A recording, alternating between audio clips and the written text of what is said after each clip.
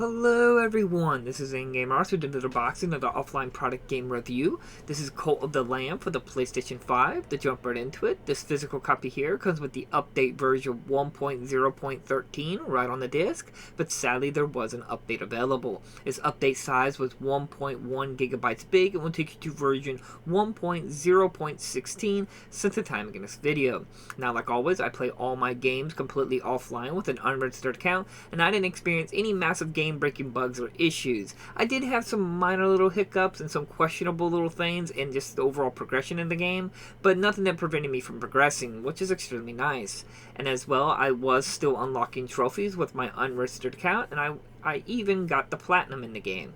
Now, I want to immediately point out at the beginning of this video, this 1.1 gigabyte update is going to get bigger down the road. Just keep that in mind. If you notice right at the menu of the game has a roadmap, and that roadmap is content that will be added later into the game. Like a newer one that just released was like Relics of the Old Gods or something like that. It was a new expansion they added to the game. Well, that content is clearly not on the disc. So it is extremely disappointing that this physical copy was produced in such an early stage of the game when there's clearly more content to be added down the road. And it does kind of show in the experience of the game. The game wasn't bad in terms of the amount of content that is in this base vanilla version of the game, but it is disappointing that they went and just produced this physical copy, then just waited, because I don't see how there wasn't going to be any benefit to releasing a physical copy now, then just wait till you're done updating the game with added content. But regardless, hopefully down the road we will get a more updated version of the game physically on disc. But if you don't know, Cult of the Lamb is a mixture of a roguelike as well as a kind of a cult similar tycoon kind of style game. But it doesn't really swing too heavily in either direction. Well, you are a lamb, obviously, and you were sacrificed. Well, a great power god named the one who waits brought you back to life to resurrect him and bring back his cult and everything like that. So your duty as a servant is to gather up followers, believers, and worship the one who waits, which is kind of a little bit like the devil, I guess, if you will. And as you progress, you get more followers, you build up your base, your cult, and as well as you go out into the world, to constantly do a roguelike, where every time you go out into the world, you kind of gather resources, and it's randomly generated, and so on and so forth. Your typical roguelike. And the overall experience is rather well done. They're not massively swinging in either direction. Some might complain about this, and some might appreciate the streamline of the experience, because while if you're going into a game wanting a very deep and rich roguelikes game, let's say like Enter the Gungeon or Binding of Isaac, you're not going to find this here. And if you're looking for a deep simulator game where you're taking care of your citizens and stuff like that, like a big tycoon kind of simulator, if you will, you're not going to find this in here. It's supposed to be a slimmed down version of both of them, and it does rather work pretty darn well. Now, there isn't really big issues in the game. The game actually controls and plays, and graphically and visually, the game looks really, really good. There are some minor hiccups I want to point out immediately. I did have a graphical bug when you visit the one who waits, the devil, if you will. There's sometimes like everything will have like a blue blackish effect on it when it's not supposed to do that, and it only happened a few times, but it was noteworthy. As well as the building controls in this game is atrocious. They don't work like a mouse, which I'm going to make this immediately in this video. Developers, just because it's on a console doesn't mean you shouldn't have a mouse control. Sometimes when these kinds of games, having just a typical mouse control to place and build and pick stuff is largely better than whatever you can do with a controller. Just keep that in mind. The problem is the controls work like a snap effect where you constantly like move the block. Well, sometimes it can be very finicky to place specific little items at specific little areas because they will constantly bounce around, sticking to other blocks than the one block you wanted to place it on. Very frustrating. That was going to be the glaring biggest issue in the controls in the game. As well as that when you're in your cult, it can be a little bit tedious to try to manually pick certain things. Like I say, if you want to talk to a specific cultist and you're right by, let's say, another cultist, or you're in your garden, you got a bunch of fruits and vegetables and stuff like that growing, it can be very hard sometimes to try to pick exactly what you want to do with a bunch of things all gathered together. That was a bit of an issue on that.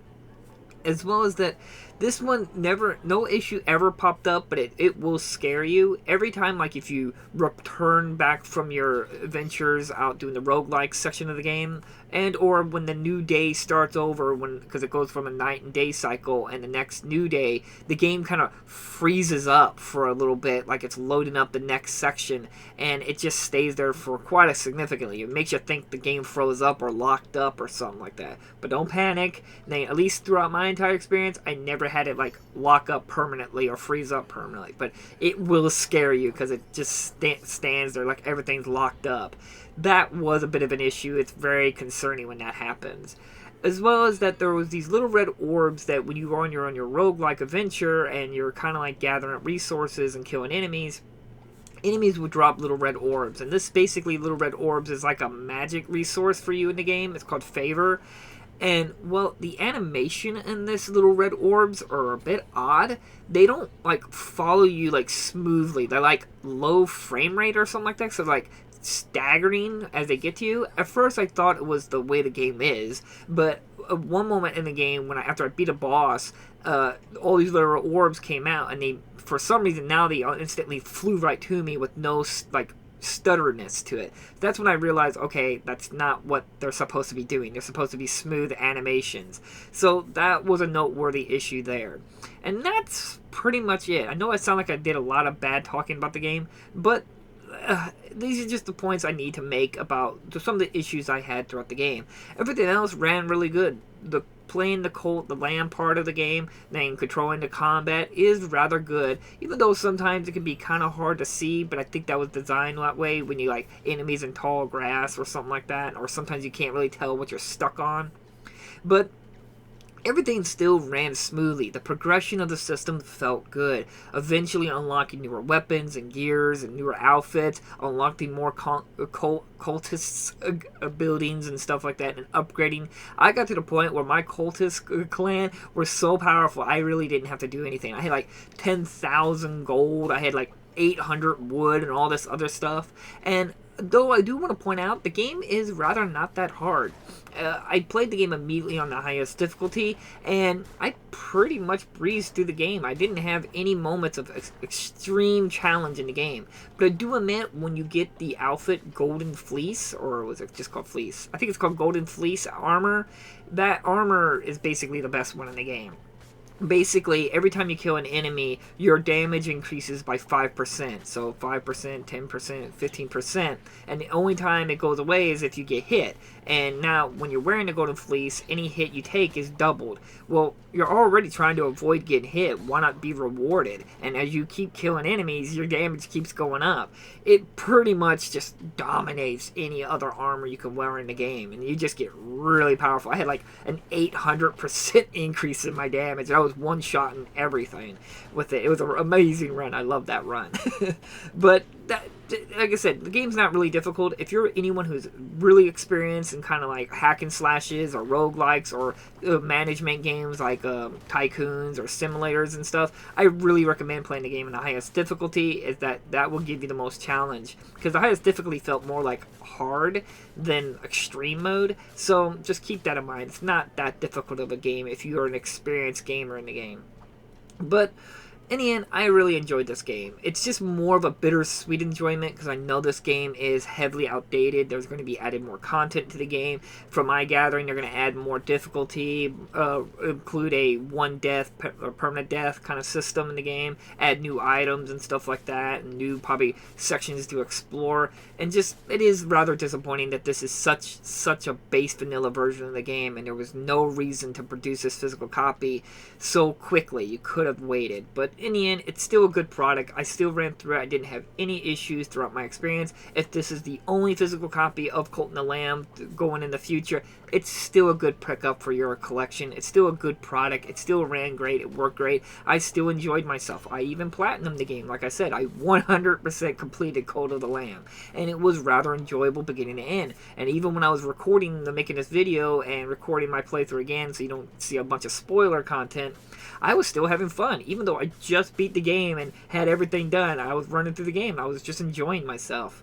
But I do want to point out there's a helpful advice. At the beginning of the game, any grass you see at the beginning, especially at the beginning, hack up and destroy any grass you see. Build up your grass. Get a lot of grass, because near the end of the game, then you don't produce grass, and you're going to need grass, especially for fertilizers and stuff like that. So just helpful advice on that. Chop up any grass at the beginning of the game. That will save you a lot of pain and headache in the future. But anyway, thank you all so much for watching. I will try to leave links down in the description. I enjoyed the game. It is a disappointing physical copy in terms of that it's going to definitely be outdated quite quickly here with more content down the road. But even with the base vanilla version of the game, it's still enjoyable. It still worked. It still played and functioned perfectly fine for me. I didn't have any progression issues or problems like that. The game has its issues and controls and little hiccups here and there, but that's no different than any game out there. And I mean, it still works better than any AAA games we see lately now coming out, which is basically unplayable. So in the end, still worth picking up in your collection. So thank you all so much for watching, and I hope you enjoyed this video, and hopefully this video was helpful to your physical collecting. So I'm going to stop rambling now. Again, thank you all so much for watching, and I'll see you guys in the next unboxing video. Bye-bye!